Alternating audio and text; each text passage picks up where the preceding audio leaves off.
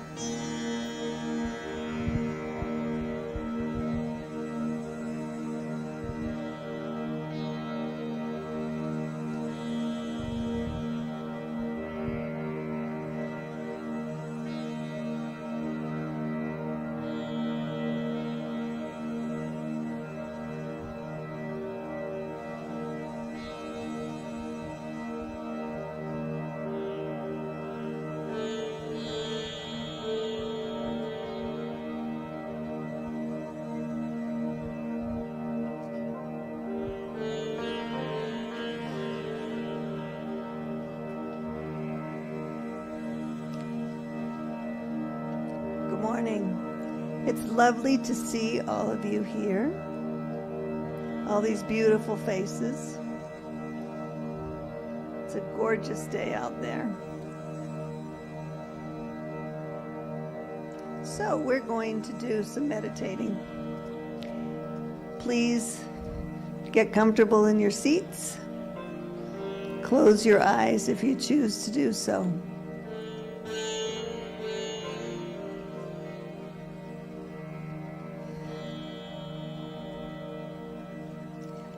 In the book, The Places That Scare You by Pema Chodron,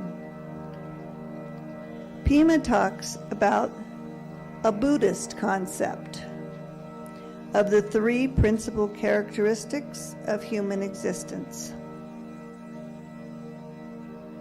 The three are impermanence, egolessness, and dissatisfaction. Today, we will meditate on impermanence.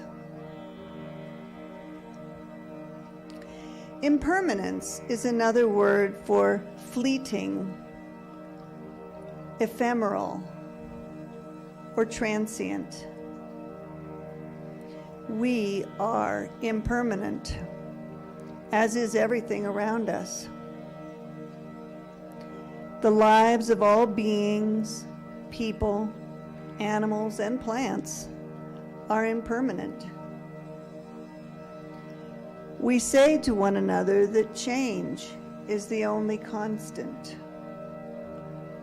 or change is inevitable. But then we do everything we can to stop it, to keep things fixed. Today, I invite you to take a few minutes to relax into the concept of impermanence.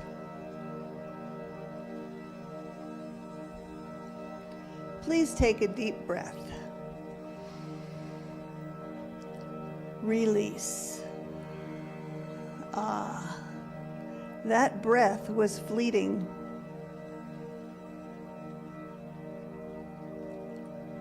In your mind, picture a hummingbird.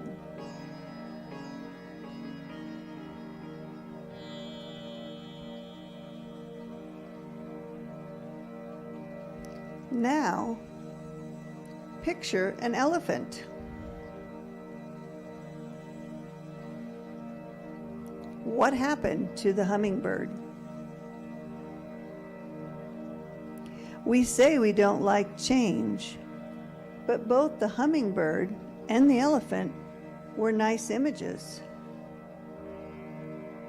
Without impermanence, we couldn't have both thoughts. So we can embrace impermanence on the thought level. Now, on the physical level, it might be a bit harder. We are all aging. Whether you are 10 or 80, you are aging. We often fight this idea. We do things to make ourselves look better, or feel younger, or older for that matter. This is suffering. This is dissatisfaction. Instead of trying to be different than we are, let's just relax into our nowness. Accept impermanence.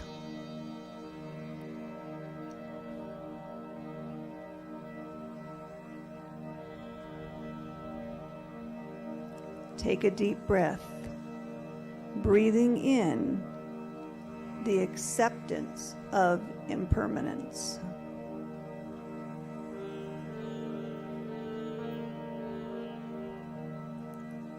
Breathe out, releasing our resistance to impermanence.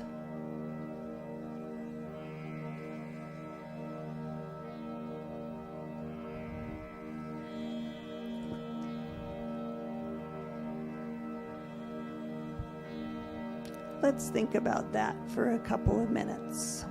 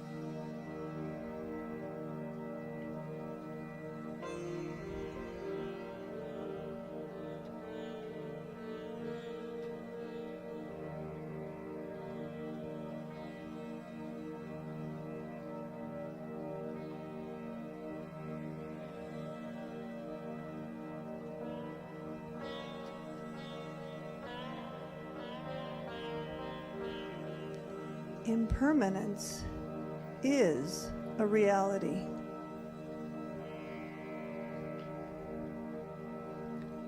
Buddhists will tell you that acceptance of this idea will bring you happiness. Let's take a few minutes with this idea that the acceptance of impermanence can bring you happiness.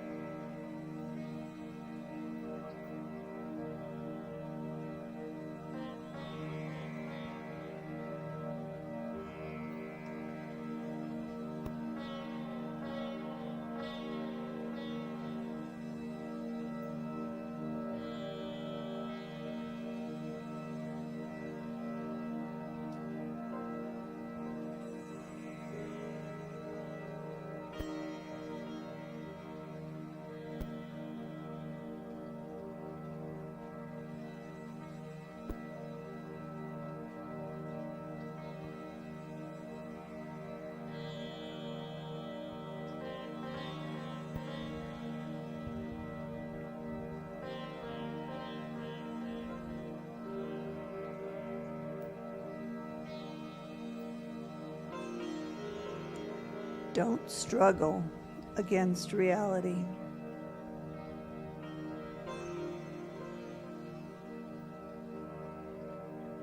There is no cure for the facts of life. Breathe.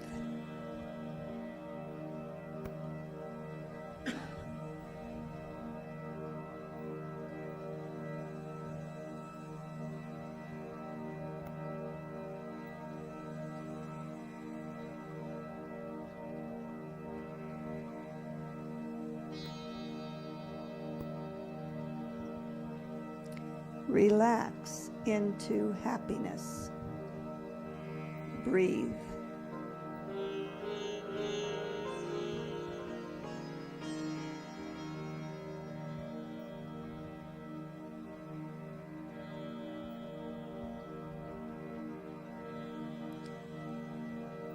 Thich Nhat Hanh said, "Thanks to impermanence, anything is possible."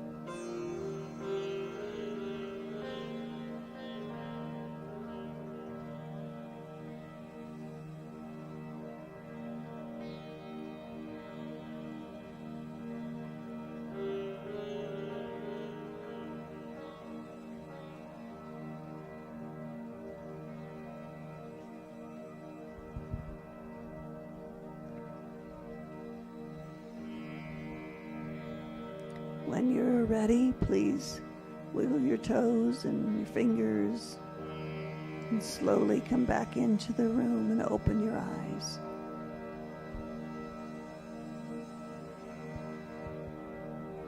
Namaste.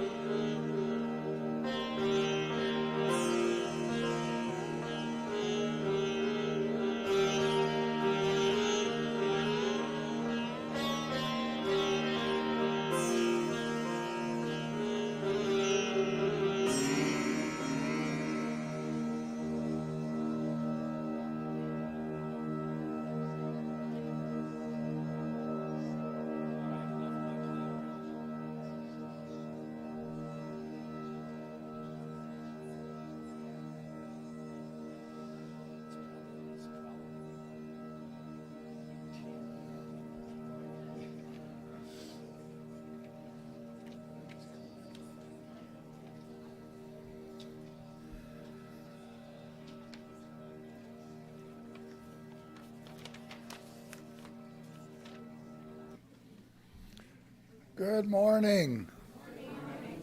Whether you're online or here, welcome to our Center for the Spiritual Living in Prescott. We want you to be your spiritual home. We will transform your life here in your home when you are ready. Your life will become all that it was meant to be if you participate. Thank you, Sandy, for that nice pre-service meditation. Impertinence. I'm grateful for impertinence. Impermanence. Thank you. Impermanence. I can't even read my own writing. But if things were permanent, I wouldn't even be here. Next weekend, our interim minister, Reverend Kath DePalma, will be back for a weekend of change, of belonging, of growth. On Saturday, June 11th, from 1 to 3:30, she will lead us in a play shop regarding inclusivity, moving from fear to faith. This process will lead you and us to a feeling that we have a unique contribution to make that is appreciated. We will all feel like we have a place at the table, and we do belong, and we are appreciated.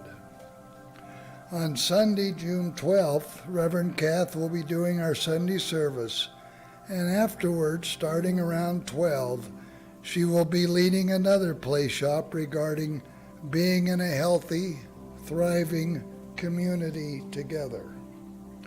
Rick Warren, author of The Purpose-Driven Church, says that we need to create a healthy organism or center, and healthy organisms will naturally grow. Come and discover a model of what this healthy center and community is. Uncover together where we can expand the health and vitality of ourselves, each other, and our center to create conditions of growth. Saturday's play shop will be in person only, and Sundays will be a hybrid, here and online. So please, for your good and the good of our center, please join us for both. Monday, Johnny's Landscape will start preparing our land for our labyrinth. I see many of you have voted on the labyrinth layout displayed on the easel in Sibley Hall. If you haven't, please do so. The winning layout will be submitted to the board in June, and we can start construction after that. So be ready with your gloves and your wheelbarrows, because we need volunteers. And I know that many of you have special attachments to our labyrinth. And lastly, Tess Barnes is creating t-shirts and sweatshirts with our own CSL designs. We need your help with those designs. We need your artwork and your creativity. The items will be sold as a fundraiser to pay for our new CSL sign. Please see Tess after service. She'll be next to her easel, which is next to the labyrinth easel. So get the idea, your participation is wanted. Blessings, and have a great day.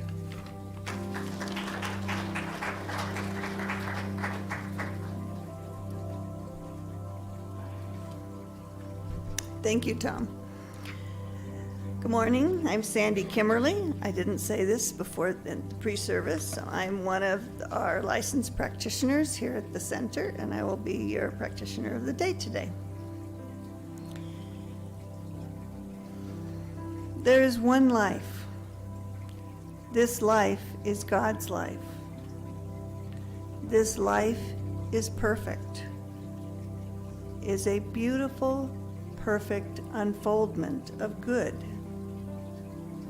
Spirit expresses in the trees, flowers, and birds. Spirit created the flow of seasons, the changes, that are ceaseless. We are the manifestations of God, and as such, we too are ever changing. God's perfect life is our life now. Today, a perfectly unique unfoldment is happening right here, right now. Every aspect of this service is beautiful and flows effortlessly for everyone involved, here and online. I know this is so, and together we proclaim, and so it is.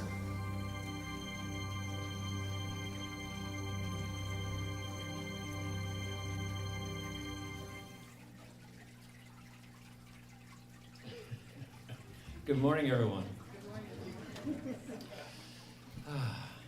I've said this before, and I will say it again. These songs are affirmations, and they come in handy throughout the week. I recommend using them whenever you need them.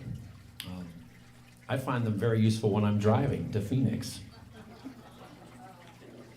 And let's affirm this. The Spirit is in this place. And your voice matters.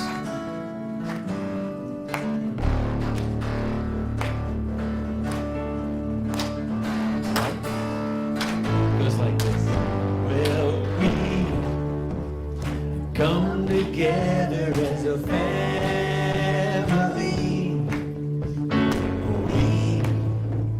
We come here as we are. Well, we have come with arms wide open.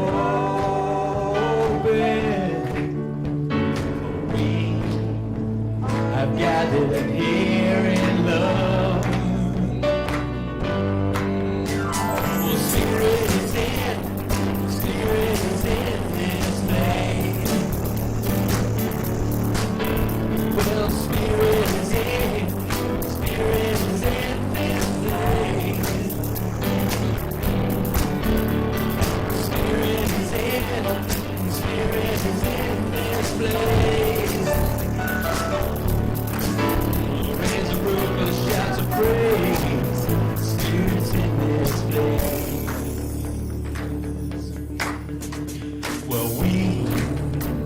We sing in celebration.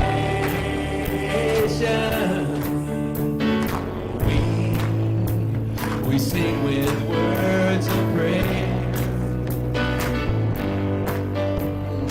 We affirm our life is sacred. We declare the peace is here. Spirit is in this place. Spirit is in this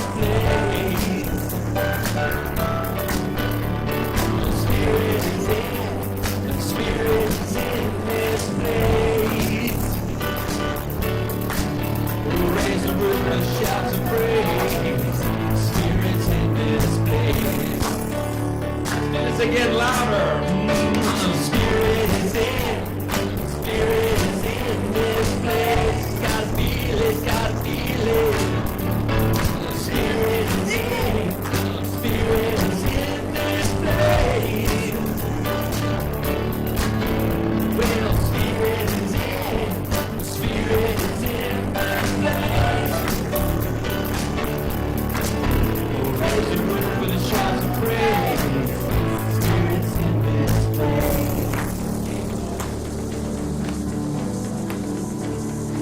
Welcome. Oh, Spirit is in this place. I see it in all these beautiful faces. My name is Diane Gazelle. I'm one of the practitioners here at the Center for Spiritual Living Prescott, and I will be today's service leader.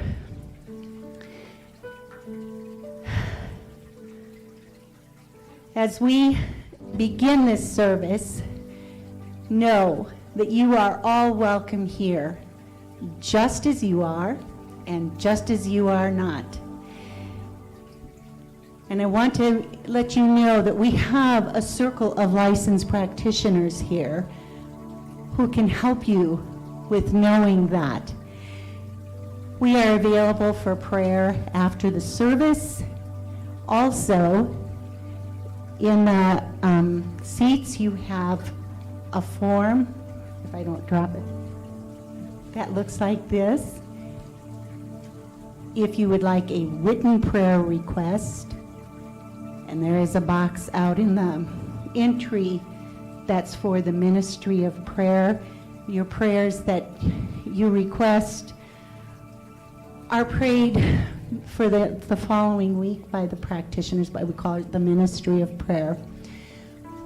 All of us are also available for what we call practitioner sessions, which is a spiritual coaching.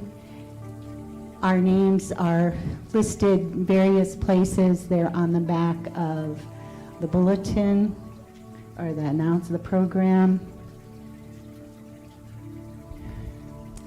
And so with that,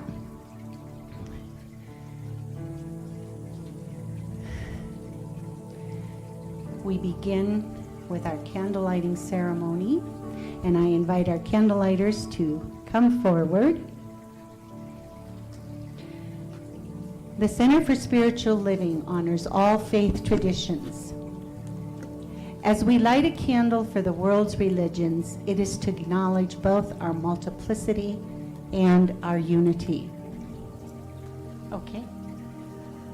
We light a candle for Christianity based on the teachings of Jesus the Christ, who taught us the path of love, forgiveness, and healing by the presence within.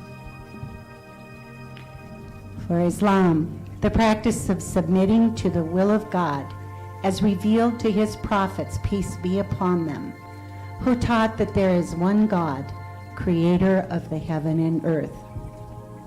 For Judaism, a community of shared laws, traditions, and family ties, which began with the covenant between Abraham and God. For Buddhism, the middle path that ends suffering and awakens mindfulness and compassion. For Hinduism, the path of knowledge, action, and devotion.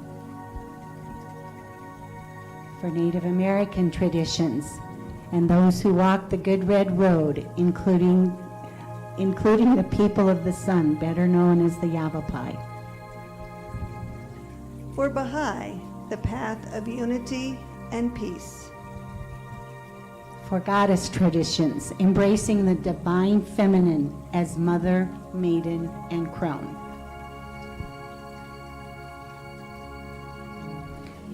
And for the science of mind, which is the philosophy of life that teaches there is a power for good in the universe, and we can use it.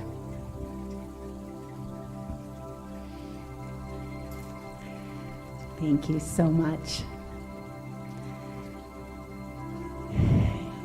And we have an opening affirmation that we like to say together. We are here for God. Our purpose is to express the nature of God as love, abundance, and joy in everything we do. The good we seek for ourselves is what we desire for all people everywhere. So it is.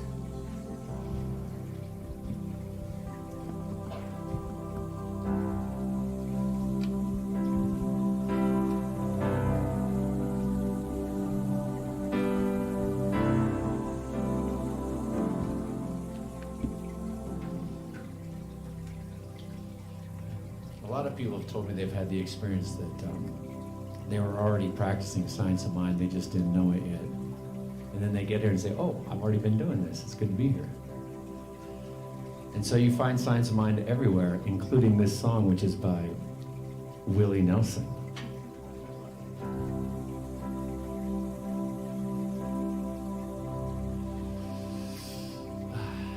Sing along. It's pretty easy.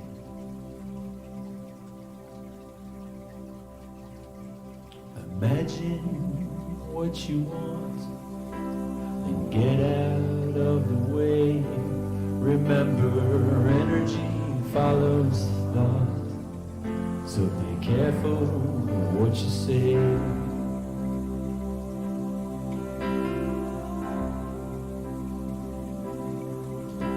Be careful what you ask for. Make sure it's really what you want, because your mind is made for thinking, and energy follows thought.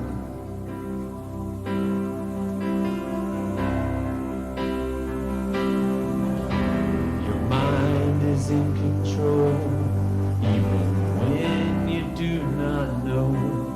And if you let it out, ain't no telling where to go.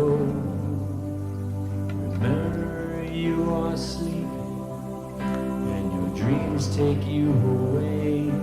Go on with your dreaming, and listen to what they say.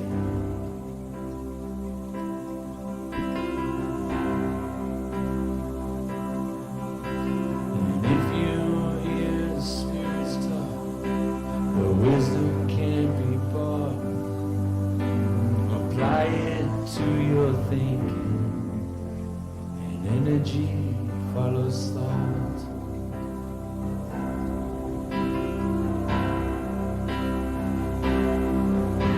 Your mind is in control, even when you do not know. And if you let it idle, ain't no telling where to go.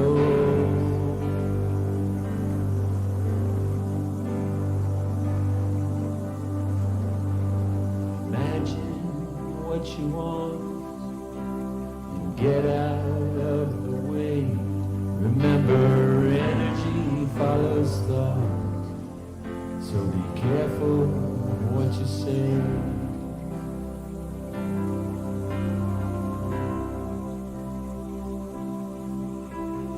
Careful what you ask for. Make sure it's really what you want, because your mind is made for thinking, and energy follows thought. Because your mind is made for thinking, and energy follows thought. Because your mind is made for thinking, and energy follows thought.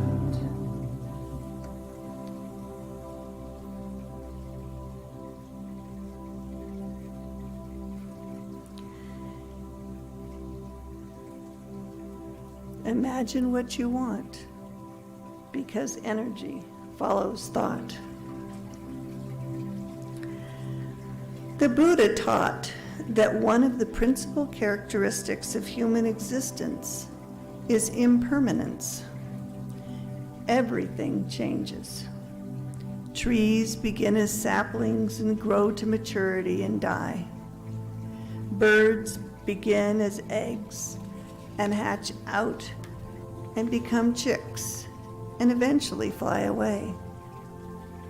Nothing stays the same, and yet many of us fight change. We don't accept our own aging. We want our beloved pets to stay forever, even though we know that that's impossible.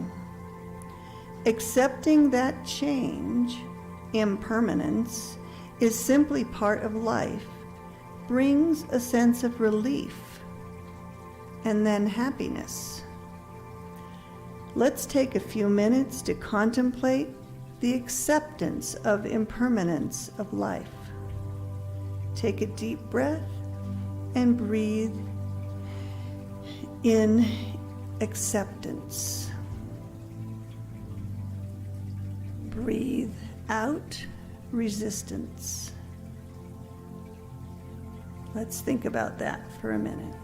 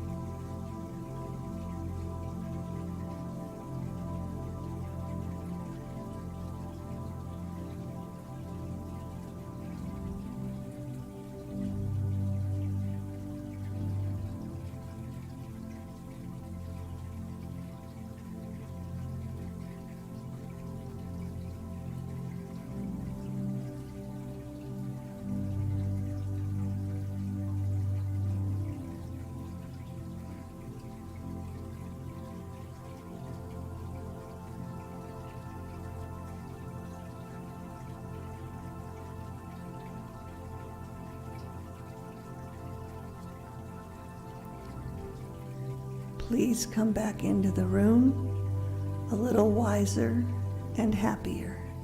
Namaste.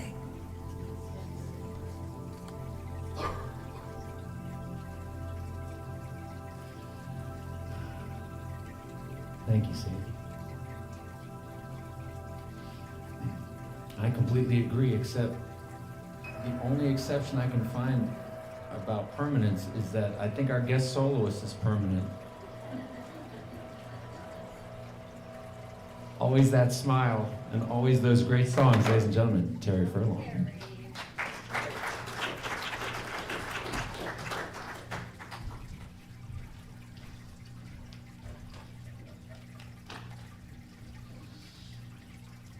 Morning.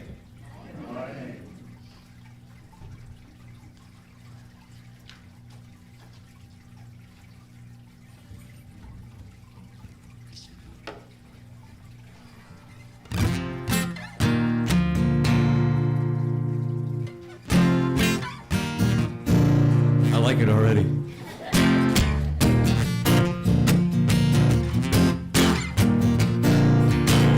Used to always be in a hurry, running from place to place, not taking time to enjoy the journey, all caught up in the race.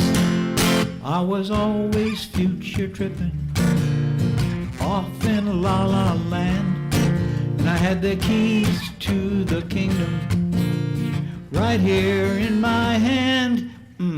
Living in the here and now, in the wonder of the why and how, expecting the hey and wow, feeling everything here and now.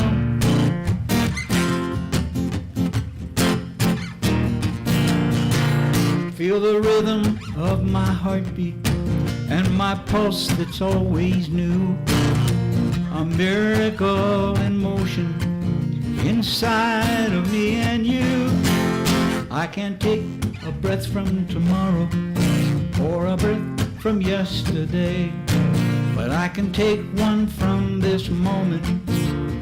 What else can I say? I'm living in the here and now, in the wonder of the why and how, expecting the hey and wow, feeling everything here and now. I have respect for my painful stepstones and all when I let go to be led, and I'm grateful to be one of the survivors when I lay down at night in my bed. I'm living in the here and now, in the wonder of the why and how, expressing the hey and wow, feeling everything here and now, feeling everything here and now, everything here and now. Thank you.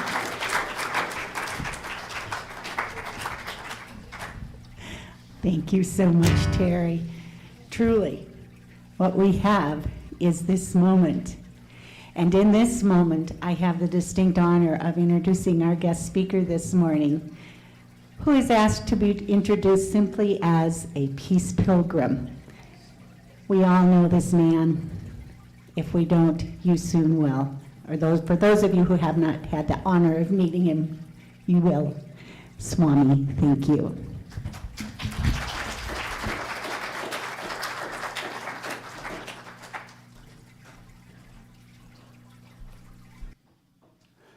Om Namah Shivaya. Om.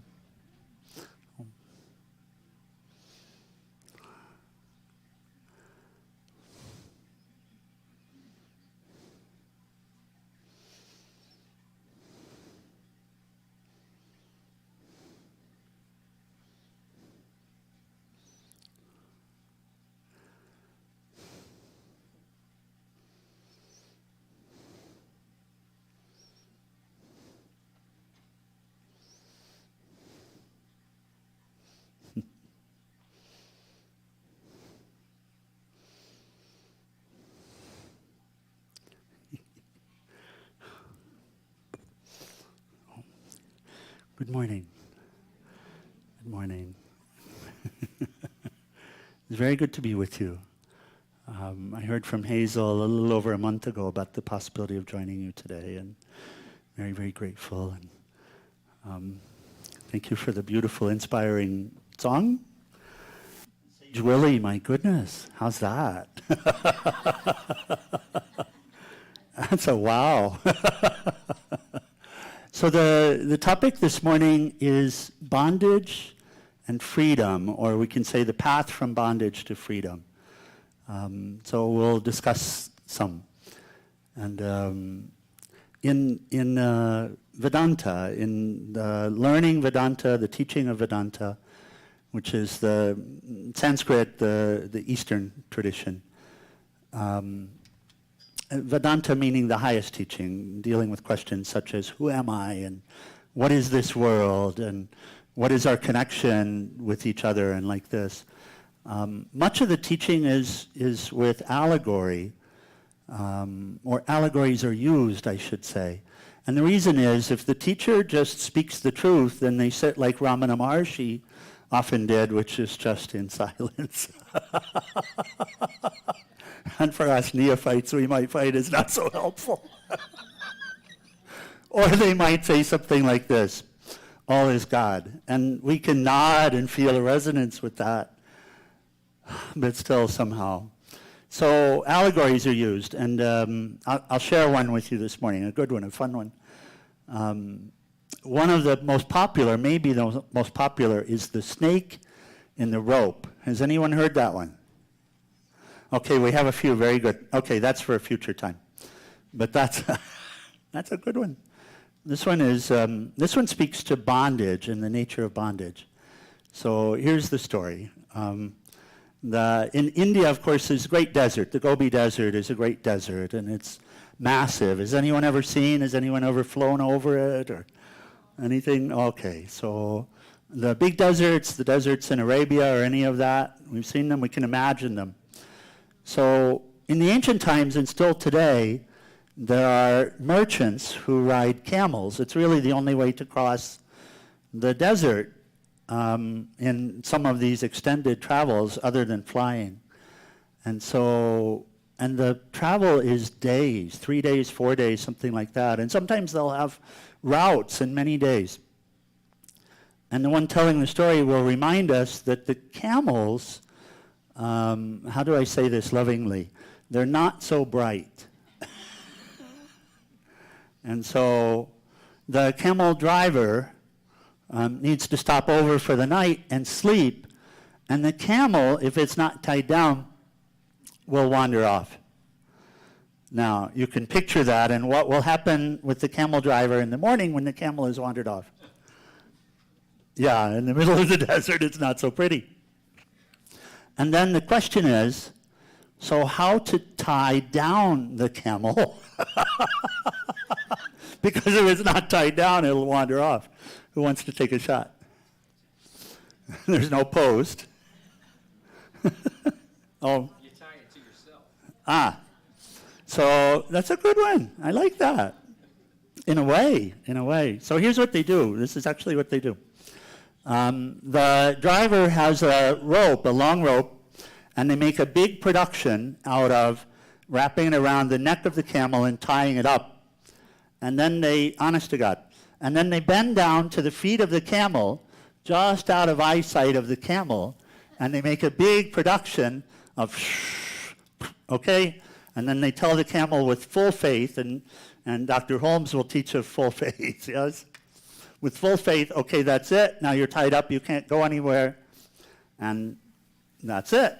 And now they go to sleep, they rest, they wake up. Guess where the camel is? So this allegory is used to help point to what the cause of bondage is for us. Now bondage is interesting, or being tied down, especially if we consider it in that light.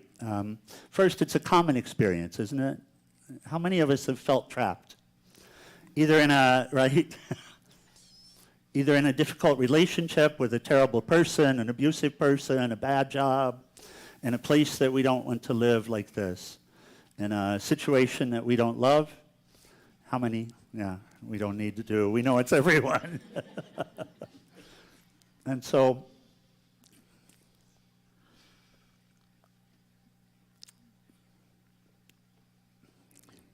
ultimately, in Vedanta, we deal with this. And Dr. Holmes is there. We were talking a little bit earlier about Dr. Holmes' teaching, and the question was, am I a student of? I have read Science of Mind, and honestly, it's universal teaching. Sage Willie, as you pointed out, also universal teaching.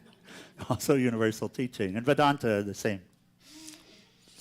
So to hear that the bondage is actually within ourself instead of outside of ourself is very interesting, and we'll process it in different ways at different times. But this is actually the teaching, is that the only thing that's binding us is an idea that we're bound. A persistent idea that we're bound. Persistent. Persistent idea, we could say, of lack, that we're missing something. And you know, it's not even an idea so much as a feeling. Often when we hear these teachings, we'll think, well, I'm not walking around thinking I'm the body, which is true. But we're walking around living as if we are, which is even more pernicious, even more pervasive, even more challenging. Because if it were a thought, we would simply replace the thought. But it's many thoughts, it's interconnected, it's interwoven, interrelated. But Vedanta would say, actually, though, that is the issue. That the bondage is, we could channel Dr. Holmes, the bondage is thinking that we're bound. And freedom is thinking that we're free. And he would say, without a doubt, thinking that we're free without a doubt, without a counter thought, without any other thought about it. Because if there's no counter thought, since thought creates our reality, then if I think I am free, I'm free. Interesting, isn't it?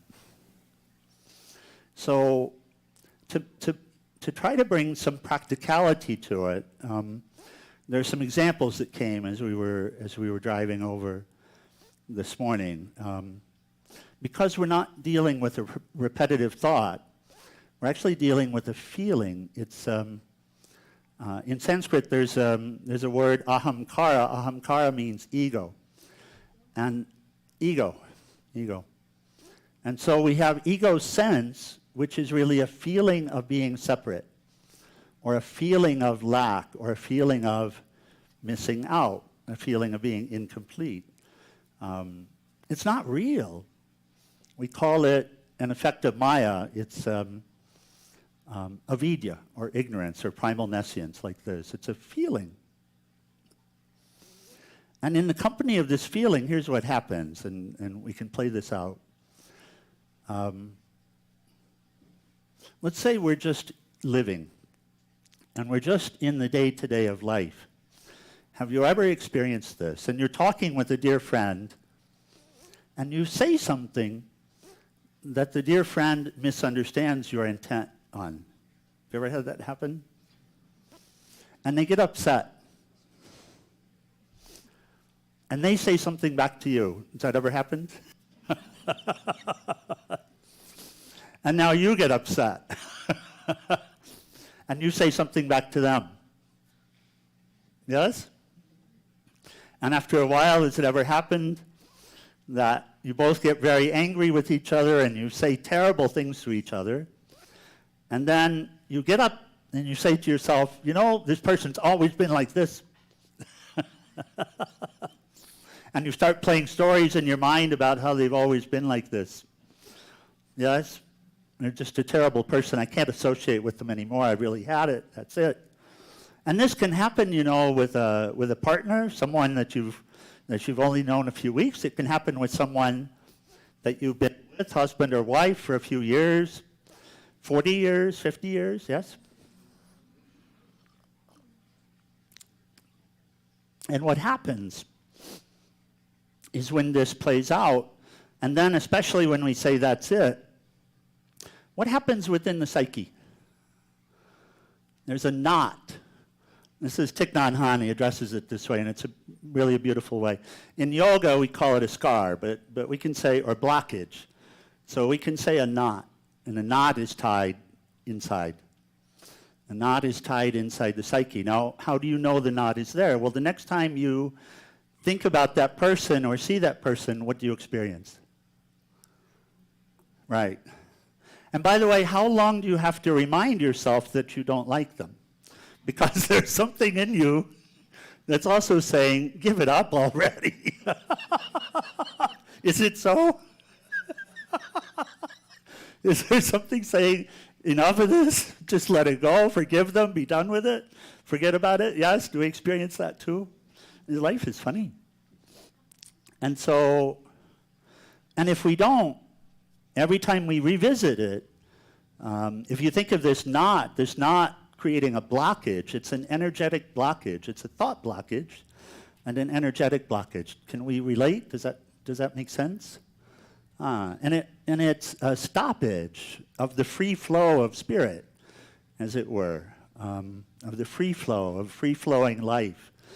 And there, when it hits that, it stops, as it were. So it's blocked, bound, and we feel trapped.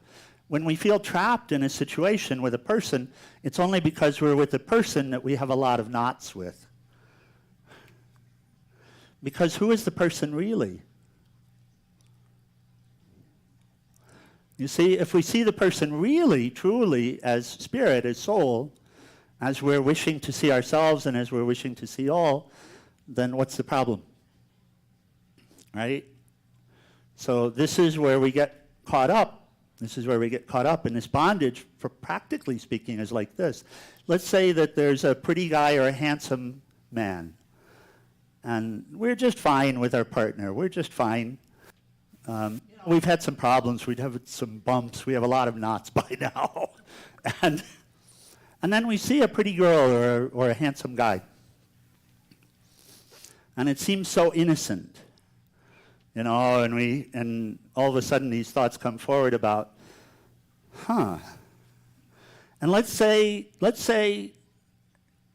we have a sexual relationship in the mind, in the brain. And we say, well, it's only in the mind. It's no big deal. It was just that. And I didn't really do it. But you see the knot that comes? Jesus used to talk about this, he said. And that was a hard one to understand. It was a very hard one for me to understand, that's for sure. But I tied a lot of knots. And so the knot is tied there. And let's say that the thoughts go a certain direction, and and there's a voice inside saying, it's okay, it's not a big deal, my partner really is this, and oh wow, this could be amazing, and there's a voice. And then, oh my God, food. Food. One that we're dealing with all the time, our relationships with food. You see? We smell something, we think of something, we salivate? Not. And all these knots, these become the persona. Money? Who has enough money? Who has plenty of money? Okay, thank you. I don't have any, which turns out to be plenty. That's about the only way to deal with it. It's all God's. It's a form of God. It's a form of energy. So this is really the bondage. Just practically speaking, this is the bondage. We're not bound outside. We think that we're bound outside. We think it's that person. We think it's that job. Does this make sense? We think it's this person or this job or this situation or, oh my God, the weather here is terrible. And we're caught up in a thinking that something else will be better, as if something else will magically make us happy forever. This is Maya, by the way. And Maya, by the way, is a form of God. When we realize that, that's pretty freaky. That we're never apart, we're always in spirit, as it were. And so, but it works this way. If you were to design some way to separate us, you would see that since we are unity,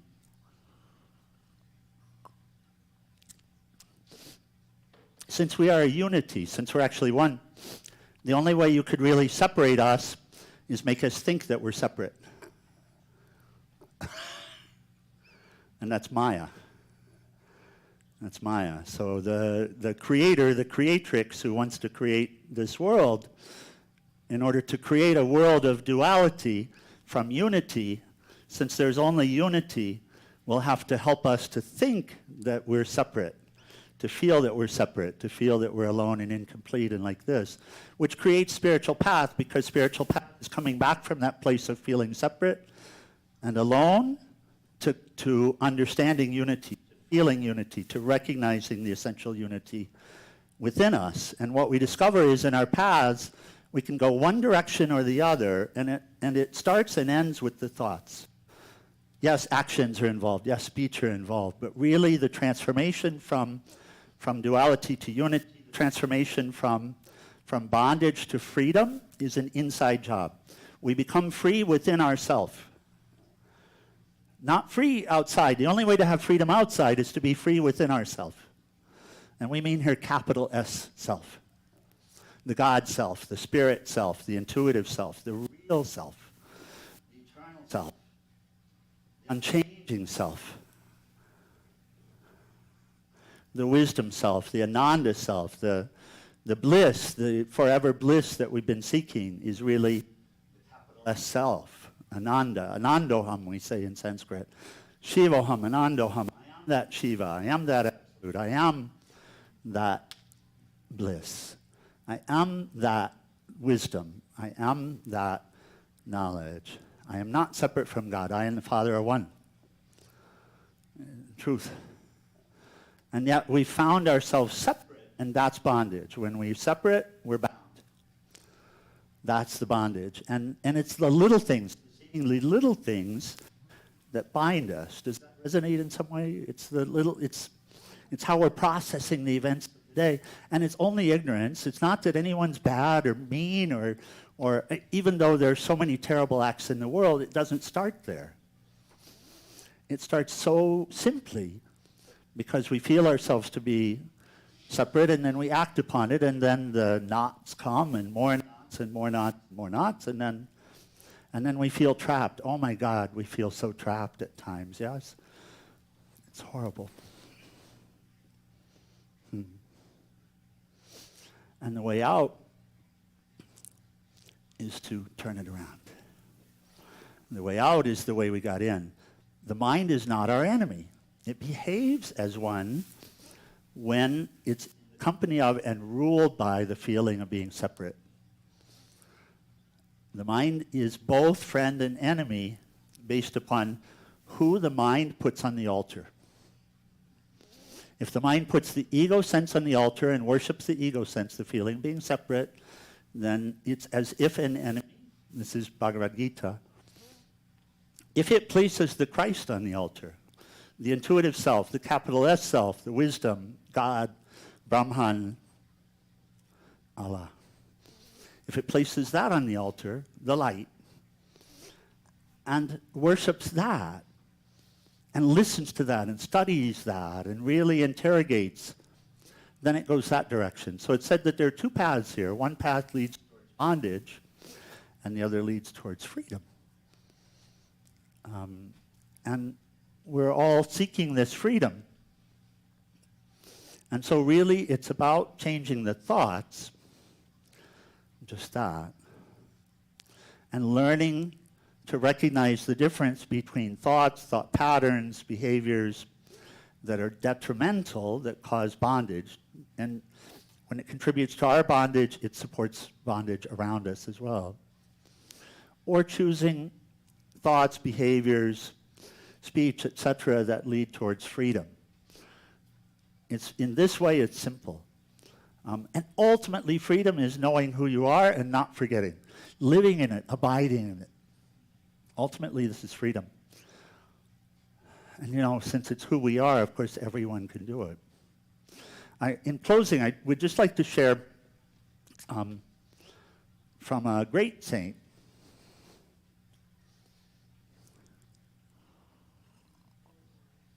Her name is Swami Lalitananda. And she's so practical. She left the body not long ago, but we found out about her and love to share her teachings. She gives 10 points on how to transform our life, and that's what we're talking about, is how to transform our life. And I'll just read them and share, and if we remember a few, that's amazing. If there are a couple of them that resonate, one or two. She says these 10 guidelines. Depend upon yourself and make the maximum self-effort for your goal every day. Do not be spasmodic in your spiritual practice. Study Scripture under the guidance of a teacher and reflect upon it. Your efforts in study will not be in vain. The results will surprise you. Although the mind may seem bored, continue to persevere every day. Practice at least 15 to 20 minutes exercise every day. Be in nature as much as possible. Observe with a keen mind not only other people's but your own peculiarities and the fallacies of your mind, so the things that we hold on to. Let your mind remain open as the arms of the oak tree that welcomes it to all types of weather and creatures of the forest. But take caution, see and act with discrimination and dispassion. Control your sentiments for the pleasures of the world. Beware attachment.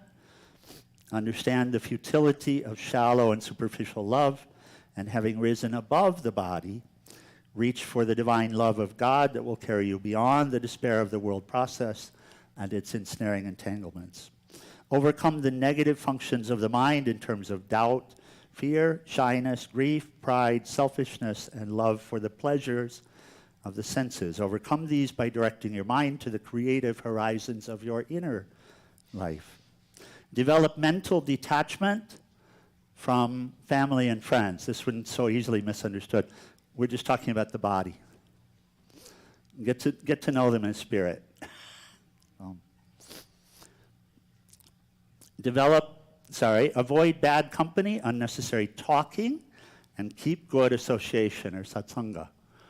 So find a way. It exists. Develop increase in concentration of mind and meditate on God, and keep your goal of enlightenment, self-realization, freedom. In Sanskrit, mumukshutva, burning desire for freedom brings the way to us. Keep that goal before your view. Know that you can do it. Listen to Dr. Holmes. If you're a student of Dr. Holmes, listen. He tells you you can do anything you choose to do. True? Yes. And the way. So keep the goal in front of you. Never let anything or anyone get in the way. Okay. So you are by nature free. You are by nature free. You are by nature full and complete, not separate. It's true. So it's not easy, but if you choose, you will be free. Okay, God bless us, everyone. Om Namah Shivaya. Thank you. Make a beautiful day.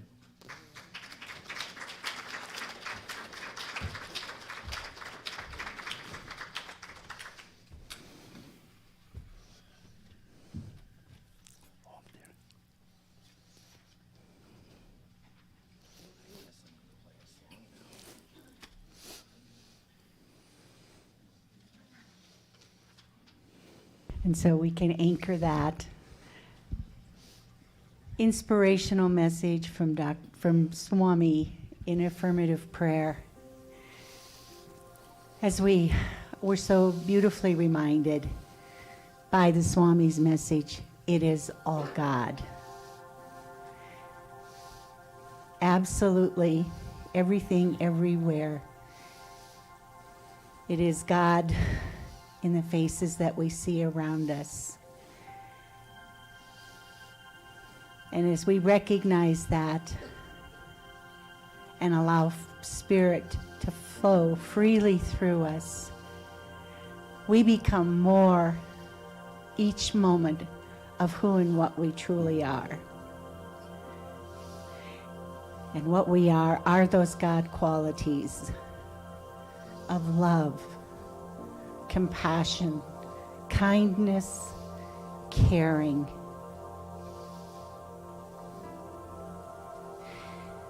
And as we practice that, we recognize that in ourselves and in one another. And so with great gratitude, I release these words into the law,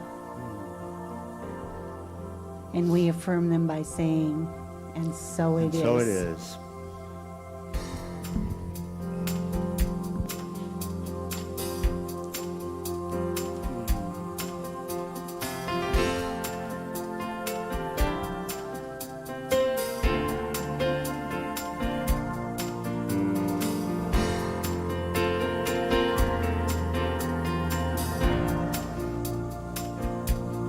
Well, we let the love wash over us.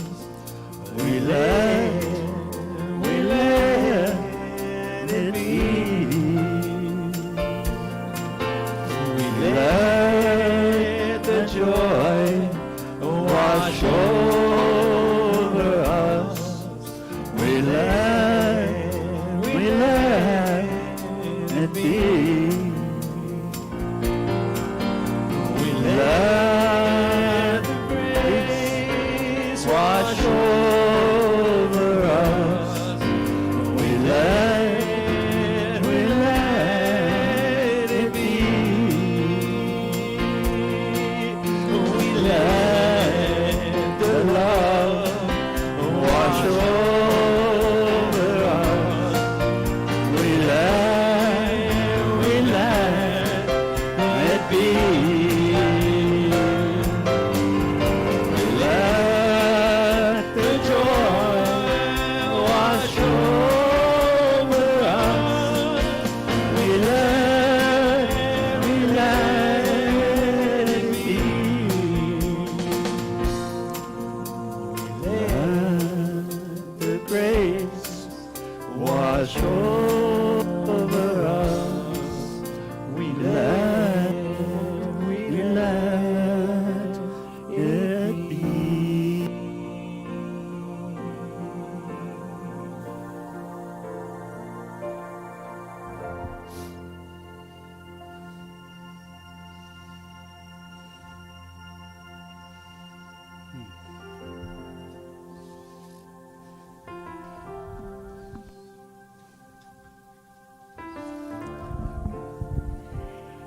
And so it is that beautiful time of the service where we get to appreciate and express our love through our treasure.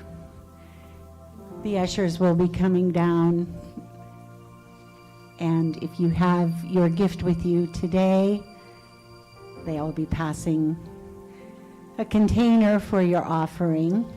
If you are one who donates online or donates at another time, please know you can do that through our website or you can text. And so please, with me and your gift over your heart, whether it is in your physical hand with you right now, say with me, divine love in and through me blesses and honors all that I have, all that I give, and all that I receive. Thank you, life. And welcome back, Terry.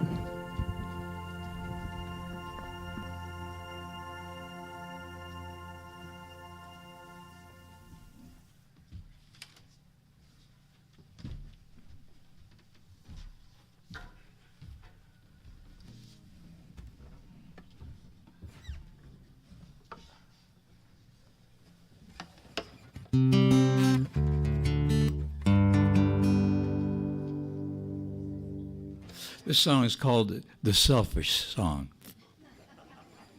I want what I want when I want it. 3 scoops with a big cherry on it. Want it worse when I know I can't have it, and it's no good for me. No, I don't know what the word no means. Give it to me or I'll yell and scream. I want what I want when I want it, and I want it right now.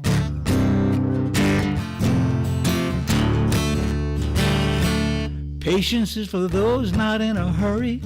I'm running out of time and I'm worried. It might be all gone when I get there, whatever that might be.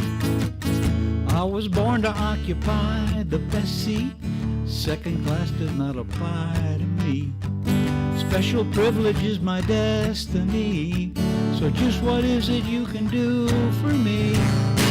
I want what I want when I want it. 3 scoops with a big cherry on it. Want it worse when I know I can't have it, and it's no good for me. No, I don't know what the word no means. Give it to me or I'll make a scene. I want what I want when I want it, and I want it right now.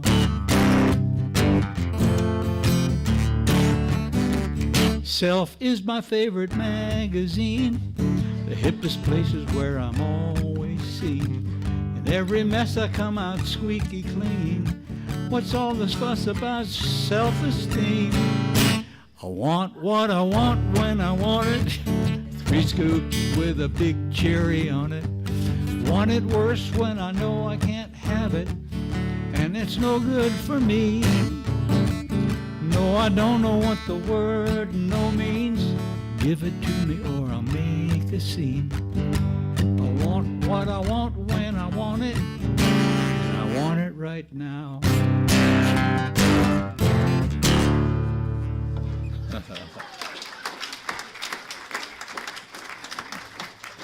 Thank you.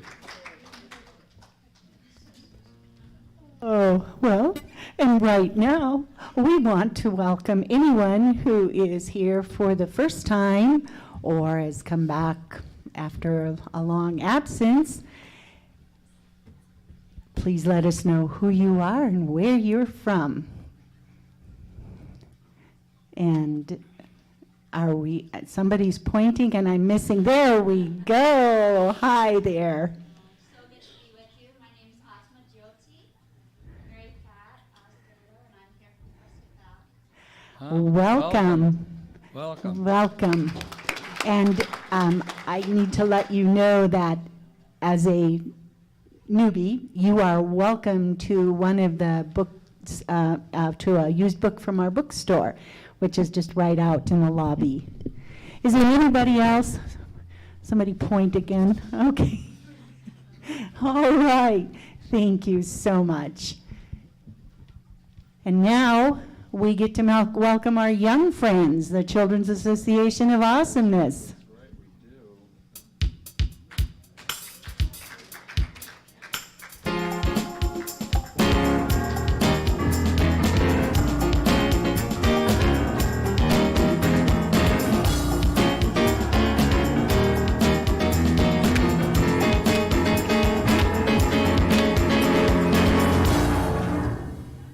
Welcome to you guys.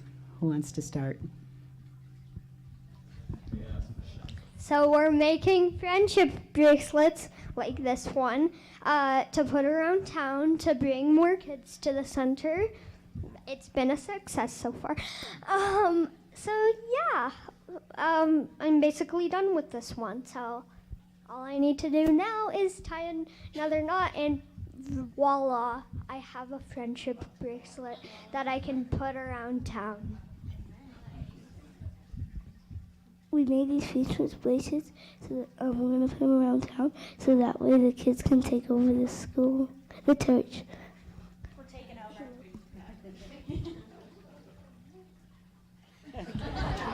Thank you. I love your idea. Thank you.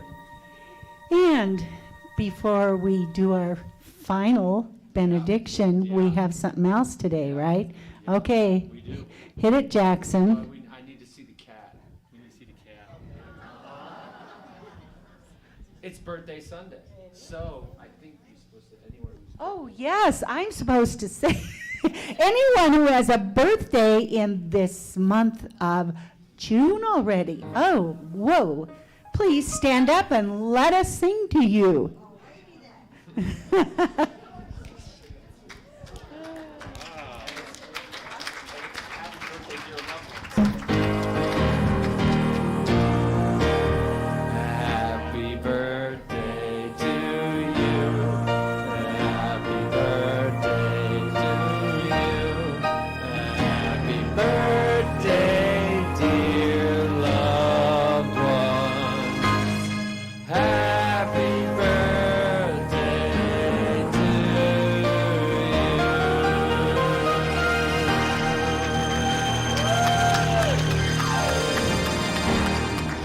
in honor of the June birthdays, you will, if you wish, receive a bookmark from the practitioners which entitles you to a session with a practitioner of your choice. Sandy has them for you. Just get one from her. And now, I don't think I forgot anything. So, let's join together in our closing benediction.